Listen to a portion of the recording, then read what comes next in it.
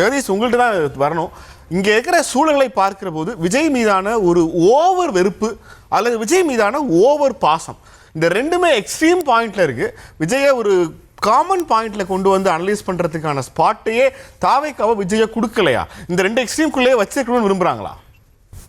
நிச்சயமாக நான் அதுக்கு வர்றேன். அதுக்கு முன்னாடி புகழேந்திரன் பேசும்போது விஜய் ஊழல் செய்தாரா அப்படின்னு ஒரு கேள்வி எழுப்பினாரு.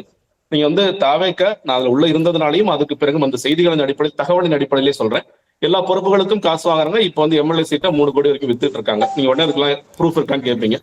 இந்த வருமான வரி அபராதம் சந்தோஷம் ஒண்ணு இல்ல. கடைசியாக இந்த சேலம் மாநாடு பொழுது சூரஜ் ஒரு நபர் இறந்து வளர்ந்தது தெரியும். உடனே அருண்ராஜா மற்றவர்கள் என்ன சொன்னாங்கன்னா, அவர் நிர்வாகியா, அவர் எப்படி உள்ளந்தாரு தெரியல, காவல்துறை தான் விசாரிக்கணும்னு சொல்லி சொன்னாங்க. ஏன் காவல்துறை விசாரிக்கணும் கேள்வி வந்தது. சூரஜ் எப்படி உள்ள வந்தாருன்னா, இதையும் பிளாக்ல டிக்கெட்டா வித்தாங்க. பிளாக்ல டிக்கெட் விற்க காரணத்தினால அவர் 3000 4000 கொடுத்து உள்ள வந்தார். அதுதான் நடந்தது. விஜய் அவர்கள் பர்சனலே வந்துடலாமே. இன்னைக்கு வந்து அபராதம் கட்டணும்னு சொல்லிட்டு கோர்ட்டு 1.5 கோடி ரூபாய் நீ கட்டி ஆகணும். அந்த கேஸ் நீங்க படிச்சு பாத்தீங்கன்னா ரொம்ப தெளிவா புலிப்படம் பொழுது அவர்கிட்ட போய் நீங்க சீசருக்கு போறாங்க, சர்ச்சுக்கு போறாங்க. சர்ச்சு போகும்போது விஜய்கிட்ட எங்க இதெல்லாம் சில விஷயங்கள்லாம் இங்க இருக்கு, இன்கிரிமினேட்டிங் டாக்குமெண்ட்ஸ் ஃபார் ஃபவுண்ட், இதுக்கெல்லாம் எங்க இருந்த சோர்ஸ் ஆஃப் இன்கம் உண்மையை சொல்லுங்க அப்படின்னா 16 கோடி செக் வாங்கினேன், 5 கோடி ரூபாய் நான் வந்து கருப்பு பணமா வாங்கணும் விஜய் ஒத்துக்கிறார். மறுபடியும் அவங்க சர்ச் எல்லாம் பண்றாங்க. சில கேள்வி போது இல்லங்க மொத்தம் 15 கோடி நான் கருப்பணம் வாங்கினேன். இது விஜயே அவர் வாயால் சொன்னது, அது ரெக்கார்டிங்ல இருக்கு. 15 கோடி நான் கருப்பணம் வாங்கினேங்கிற ஒத்துக்கிட்டார். இப்ப கருப்பணம் 15 கோடி வாங்கினதுக்குதான் 1.5 கோடி ரூபாய் அபராதம் போட்டுறாங்க. அதுக்கு விஜய் என்ன சொல்றாரு, நான் வந்து கருப்பு பணம் வாங்கி ரொம்ப நாள் ஆயிடுச்சு, நீங்க லிமிடேஷன் பீரியட் முடிஞ்சிருச்சு, இப்ப எதுக்கு நீங்க என்கிட்ட வந்து இந்த கேள்வியை கேட்கறீங்க, இப்ப கட்ட முடியாது. இதான் கோர்ட், இது வழக்கோட சாராம்சம். அப்போ இந்த நேர்மையான தூய சக்தி தான் என்ன சொல்லுது, மற்ற சக்திகளை பார்த்து ஊழல் சக்தி தீய சக்தின்னு சொல்லி சொல்லுது. அதனால விஜய் இதுவரைக்கும் தன்னுடைய திரைத்துறையிலேயே நேர்மையாக இருந்தாரான்னு கேட்டீங்கன்னா நேர்மையாக இல்லை. இன்னொன்னு நீங்க அந்த கோர்ட்டோட ப்ரொசீடிங்ஸ்ல கேட்டீங்கன்னா, நாங்க வந்து சர்ச்சுக்கு போனதுனால விஜய் மாட்டிக்கிட்டார். நான் எப்படி பாக்குறேன்னா, மாஸ்டர் படத்துக்கு பிறகோ, லியோ படத்துக்கு பிறகோ, ஜனநாயகம் படத்துக்கு பிறகோ சர்ச்சுக்கு போகாதனால விஜய் மாட்டாம இருக்கார், அவ்வளவுதான். இது வந்து திரைத்துறையில ரொம்ப சகஜம் கூட சொல்லுவாங்க, கருப்பணம் எல்லாம் வாங்குவாங்கன்ட்டு. நான் சொல்றேன் அது கூட பிரச்சனை இல்லை, விஜய் வந்து வாங்கட்டும். ஒரு நடிகராக இருந்தால் விஜய் பிரச்சனை வாங்குறதுல எனக்கு எந்த விஷயமே இல்லை. நான் ஒரு தூய சக்தி, நான் ஊழலை செய்யாதவன், நான் வந்தா கவர்னன்ஸ் எப்படி இருக்கும் தெரியுமா அப்படின்னு சொல்ற விஜய் அவர்கள், நீங்க வந்து முதல்ல ஊழல் செய்யாதவரா அப்படிங்கிற கேள்வியை மட்டும் நான் எழுப்ப விரும்புறேன். நீங்க கேட்ட கேள்விக்கு எக்ஸ்ட்ரீம் இருக்கான்னு கேட்டீங்கன்னா, ஒரு கல்ட் ஃபேன் ஃபாலோயிங் தான் அவங்க பார்ட்டிலே சொல்றாங்க. அவர் கல்ட் பிரதர், அவர் வந்து கல்ட்னா அப்படிதான் இருப்பாங்க. அதனால அந்த ரொம்ப எக்ஸ்ட்ரீமா இருக்கிறவங்க அவங்க வந்து தன்னோட அண்ணனாக, தன்னோட தம்பியாக, தன்னோட மாமாவாக இப்படி நிறைய பேர் பாக்குறாங்க அப்படிங்கறத புரிஞ்சுக்க முடியுது. அவங்களுக்கு வந்து முன்னாடி சொன்ன மாதிரி விஜய் என்ன பேசுறாரு அப்படிங்கிற கண்டென்ட் எல்லாம் தேவையில்லை. விஜய் அந்த வண்டியில வரும்போது கண்ணாடி திறந்து டாடா காமிச்சிட்டா போதும், அவர் ஒரு பேட்டரை சைன் பண்ணிட்டா போதும், அவங்கள பார்த்துட்டாலே போதும், எனக்கு அதுவே போதுமானது. அவங்க ஓட்டும் போடுவாங்க. ஏன்னா விஜய் என்ன பார்த்திருக்காரு ஒரு தடவை, இது வரைக்கும் திரையிலே பார்த்துட்டு இருந்த விஜய் என்ன நேரடியாக பார்த்துட்டாரு, நான் அவரை நேரடியாக பார்த்துட்டு அந்த கனெக்ட் மட்டுமே போதுமானதாக இருக்கின்றது. இந்த பக்கம் ஏன் வந்து எக்ஸ்ட்ரீமா வெறுக்கிறாங்கன்னா, அவங்க யோசிக்கக்கூடிய மக்களாக இருக்கிறாங்க. அவங்க யோசிக்கிறாங்க, என்ன யோசிக்கிறாங்க, கரூர் சம்பவத்துக்கு பிறகு அவர் சொன்னார், கரெக்டா சொன்னார். கரூர் சம்பவத்துக்கு பிறகு நான் அதுக்கு முன்னாடி நிறைய அந்த வாகனத்துக்கு போக டிரைவர்ஸ் பேசிட்டே போவேன். நிறைய பேர் நான் ஓட்டு போட சார், ஓட்டு போட சொன்னவங்களா ஒரு கேள்வி எழுப்புறாங்க, விஜய் உண்மையிலே வந்து எப்படி சார் ஒரு தைரியம் இல்லாம ஓடி போனாரு, அவர் ஏன் ஓடி போனாரு? இன்னும் சொல்ல போய் இந்த 41 மக்களுமே வந்து பெரிய குறையெல்லாம் சொல்லல, விஜய் தான் காரணம் சொல்லி சொல்லல, அதே மாதிரி திமுக காரணம் சொல்லி சொல்லல, ஏதோ அசம்பாவிதம் நடந்துருச்சு நாங்க போயிருக்கூடாதுன்னு தான் மக்கள் நகர்ந்து போனாங்க.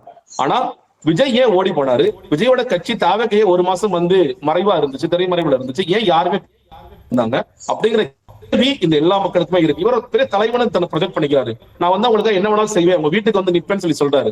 அந்த பாதிக்கப்பட்ட மக்களையும் கரூர் மக்களையும் கூட நீங்க மகாபலிபுரம் வாங்க சொல்லி தான் பார்க்கிறார். முதல்ல இந்த 1 மாசம் சைலண்டா போனது ஏங்கிற கேள்வி எழுது. இன்னைக்கு வரைக்கும் அவங்க சொல்லும் போது எங்க மாநாட்டை பார்த்து பல மாநாடு நீங்க கத்துக்கணும்னு சொல்லி சொல்றாங்க. இன்னைக்கு வரைக்கும் கேள்வி எழுக்கிறீங்கன்னா, உங்க மாநாட்டை நீங்க சேர் போட மாட்டேங்கிறீங்க.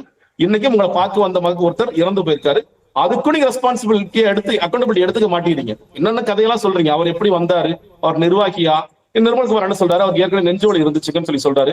எவ்வளவு கதைகள், நாங்க அது ஓன் பண்ண மாட்டோம். இன்னொரு தேசிய இருக்கவர், நான் இந்த கேள்வி எல்லாம் கேட்காத, இந்த கேள்வி எல்லாம் அவனை யார் கேட்கலாம்னு செய்தியாளர் பார்த்து கேட்கிறாரு. இந்த திமிர்த்தனம், இந்த ஆணவம் எல்லாம் ஆட்சிக்கு வர்றதுக்கு முன்னாடி, ஆட்சிக்கு வருவோம்னு தெரியாத போது இவ்வளவு திமிர்த்தனமும் ஆணவமும் இருக்கிறது. அதை பார்க்கின்ற மக்களுக்கு கண்டிப்பா எக்ஸ்ட்ரீமா கோபம் வரதான் செய்யும். அதனாலதான் சொல்றேன், நீங்க ஆண்கள் அவர் சொல்லும் போது, ஏன்னா நான் பெண்களை பார்த்து நிறைய பேர் பேசுறவங்க போடவே நான் ரசிகன்னு சொல்றாங்க. ஆண்கள் நிறைய பேர் ஓடி வந்து, சார் நீ பேசுறதெல்லாம் பாக்குறோம், நான் கண்டிப்பா விஜய்க்கு ஓட்டே போட மாட்டோம். எவ்வளவு தூரம் அந்த சின்ன பெர்சன்டேஜ் ஆண்கள் பெண்கள் ஓட்டு போடுறாங்களோ அது போல தாண்டி நான் சொல்றது 30 வயசுக்கு மேல இருக்கிற 90% இல்ல 95% ஆண்கள் விஜய்க்கு சத்தியமா ஓட்டே போட மாட்டாங்க. நன்றி நன்றி ஜெகதீஷ். புகழேந்திரனா சில கேள்விகளை ரவிரன் முன் வச்சிருந்தாங்க, பதில் சொல்லலாம்.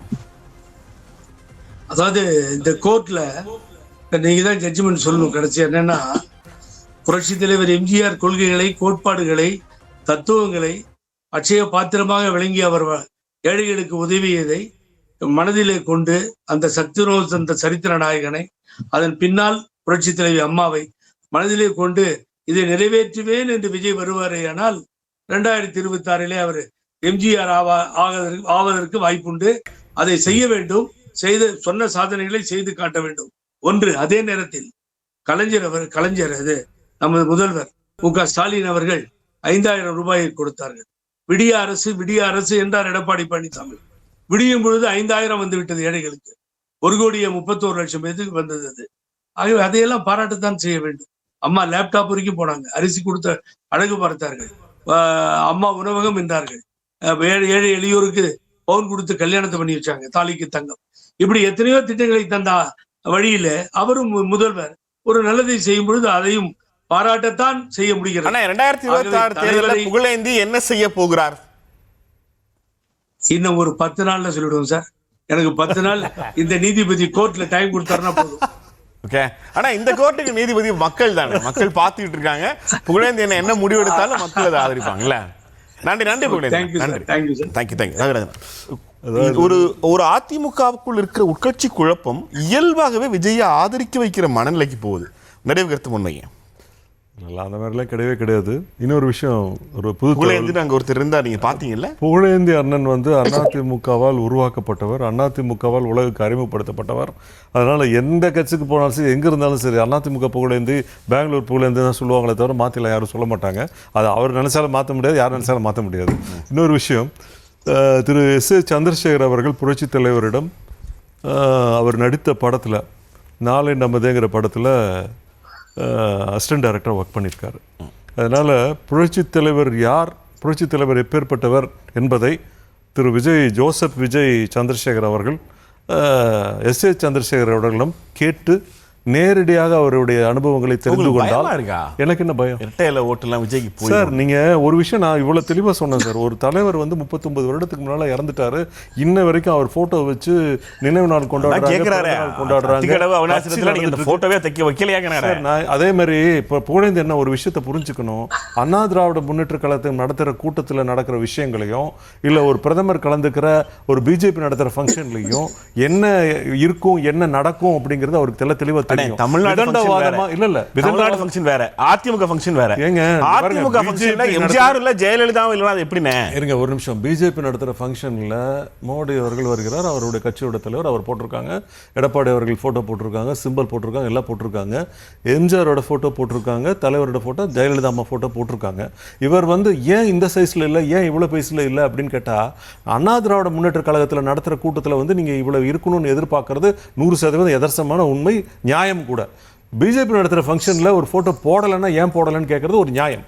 போட்டிருக்கிறது சின்னதாக இருக்கு, பெருசா இல்லை அப்படின்னு பேசுறது நியாயம் கிடையாது. இங்க ஜெயலலிதா இது வந்து அதிமுக நடத்துகிற கூட்டம் கிடையாது. அதிமுக நடத்துகிற கூட்டத்தில் நான் என்ன சொல்றேன், ஒரு தலைவர் மறைந்ததுக்கு அப்புறம் அந்த படம் வந்து 225 நாள் ஓடுது.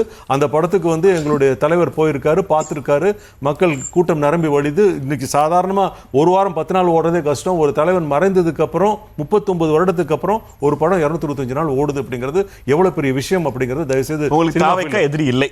தாவைக்கா எதிரிங்கிற கணக்கில் நாங்கள் எடுத்துக்கிறதுக்கு வாய்ப்பு இல்லைன்னு தான் நான் சொல்கிறேன். நாங்கள் வந்து ஒரு மலை மாதிரி இருக்கிறோம், அவங்க ஒரு சின்ன இது மாதிரி இருக்காங்க, தூசி மாதிரி இருக்காங்க. அவங்கள போய் எங்களோட கம்பேர் பண்ண மலை மேலே உட்காந்துடலாம், குண்டூசி மேலே உட்கார முடியாதுண்ணே. அது உண்மைதாங்க, நாங்கள் உட்கார விரும்பலைங்க. எங்களுக்கு பெரிய ஆசனமே இருக்கிறது, அந்த ஆசனத்திலே நாங்கள் சாவகாசமாக நல்ல சௌரியமாக உங்களை தாவைக்காவால் காயப்படுத்த முடியாது நம்புறீங்க? தாவைக்கா வந்து எங்களை எந்த விதத்திலும் பாதிப்பு ஏற்படுத்த முடியாது, அது உறுதி. சரிங்களா? அதற்காக நாங்கள் பார்த்து பயந்து ஒதுங்கி இல்லை கெஞ்சி கொஞ்சி இருக்க வேண்டிய அவசியம் எந்த காலகட்டத்திலும் வராது. எங்களால் அவர் வாழ்வை பெறுகிறார் என்றால் கண்டிப்பாக அதற்கு ஒரு உதவலாம். பாண்டியன் சார், நீங்க வயது வாரியா சொல்லியிருந்தீங்க. கட்சிகளா அதிமுக திமுக கம்பேர் பண்ணும்போது யாருடைய வாக்குகளை புதிய எம்ஜிஆர் இருக்கிறார்? சரி, அவர் ஜெகதீஷ் சொன்னதில் ஓரளவுக்கு உண்மை உண்டு. அதாவது எல்லா கட்சியிலேருந்தும் ஓட்டு புரியுது. ரொம்ப பாதிக்க போகிறது ஃபஸ்ட்டு வந்து சீமான். அதில் வந்து பெரிய அளவுக்கு பாதிக்க போகுது. குறிப்பாக இளைஞர்கள் வந்து இனிமேல் சீமான் பக்கம் போக மாட்டாங்கன்ற உறுதியாக சொல்கிறேன். சொல்லுங்க, கொள்கை பேசி தமிழ்நாடு முழுக்க ஆயிரக்கணக்கான கிலோமீட்டர் டிராவல் பண்ணி சரிபாதி பெண்களை வேட்பாளராக அறிவிச்சு ஒவ்வொரு முறையும் இந்த நிலத்துக்குன்னு அவர் தப்போ சரியோ நமக்கு விமர்சனம் இருந்தாலும் அவங்கள்ட்ட ஒரு கொள்கைன்னு இருக்கு, ஒரு ஃபார்ம் வச்சிருக்காங்க, அதுல எழுதி இருக்காங்க, தத்துவம்ங்கிறாங்க, இது எல்லாம் அவர்கிட்ட இருக்கு. அவரை நம்பி ஒரு இளம் திரள் என்னுடைய ஆசை நாம் தமிழர்ல இருந்து வெளியில வந்து திமுக அதிமுக இன்னைக்கு வேட்பாளரா அறிமுகமாகிற அளவுக்கு ஒரு தலைமுறை உருவாக்கியிருக்காரு சீமான். அப்படி அவங்கள்ட்ட இருந்து ஓட்டு விஜய்க்கு போகும் நீங்க சொல்றீங்க இல்லையா? போறது மட்டும் இல்லாம புது ஓட்டு எதுவும் சீமானுக்கு வராம வந்து பார்த்துக்கிறதுல விஜய் வந்து பெரிய அளவுக்கு வாய்ப்பு இருக்கு. இதுல எந்த மாற்றமும் கிடையாது. அடுத்தது திமுகலேருந்து கொஞ்சம் ஓட்டு போகுமா? நிச்சயமா போகுது. மற்ற எல்லா கட்சியிலேருந்தும் போகுது.